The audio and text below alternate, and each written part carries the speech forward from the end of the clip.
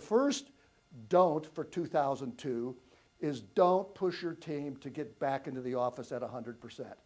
If you are concerned about that, create a hybrid model of some sort so that you get some office attention. The number one driver of attrition in this year is inflexibility of schedule. So if you start telling people who have now spent the last 2 years adapting their life to your workflows, the worst thing you can do is just absolutely strong-fisted, hammer down, say, you know, you're going back to the office or you don't have a job. You've got a handful of individuals who are absolutely steadfast on returning to normal. Well, guess what? There is no normal anymore. At least it's not as defined, and it's going to look nowhere near what the old normal was. But there is no normal, so you've got to identify the new way of working. You've got to understand that your employees now work differently. And even though it was really, really traumatic at first, they've grown into their new rhythm. They've grown into their new workflow. And to absolutely bring them back is going to be really, really impossible. So basically, instead of forcing people to deal with your overhead problem and making it their problem, make it your problem. Realign your overhead.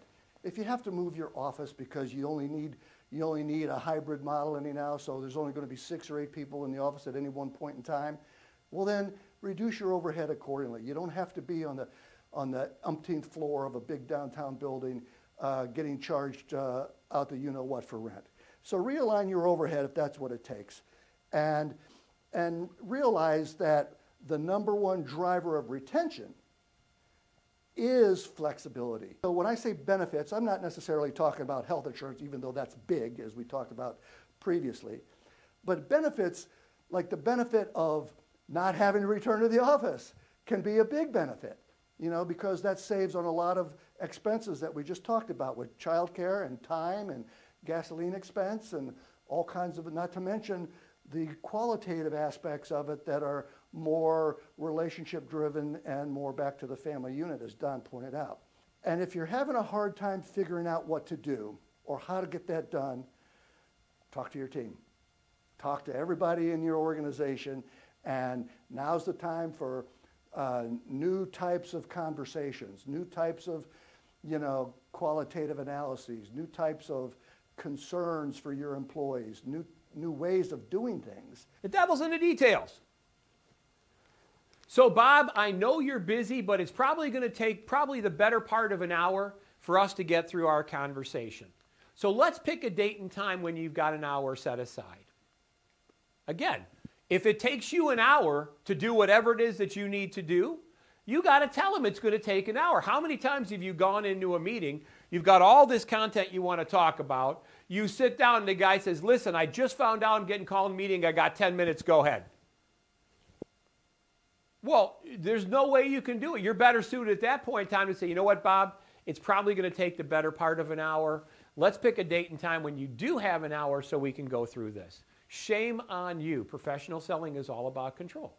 So you want the details. You want to be able to communicate all of the parts and pieces, all of the moving parts and pieces, I should say, of what that's going to look like. So let's look at it real time. You know, Bob, thank you so much. I know how difficult it is for you to set aside an hour on a busy Tuesday afternoon. And I got to tell you, it's probably going to take the better part of an hour. So if there was a place here, maybe a conference room or someplace that we could go, so we'd be kind of sequestered and secluded, that way we can concentrate real specifically on what we're going to be talking about.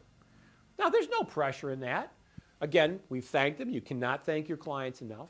And we've set the clear expectation of the details, the date, the time, the fact that we're going to want to make sure we're not disturbed. And if he says, oh my God, I never have an hour to do that, right? I'm always busy during the day. You might say, well, you know what? I know you open at 8 o'clock. What if we get together at 7 o'clock? What if we get together for lunch? I'll be happy to bring in some sandwiches.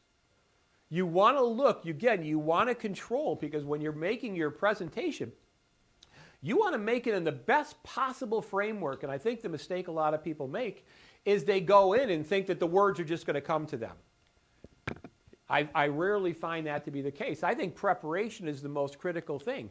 And the details are, again, the devil's in the details.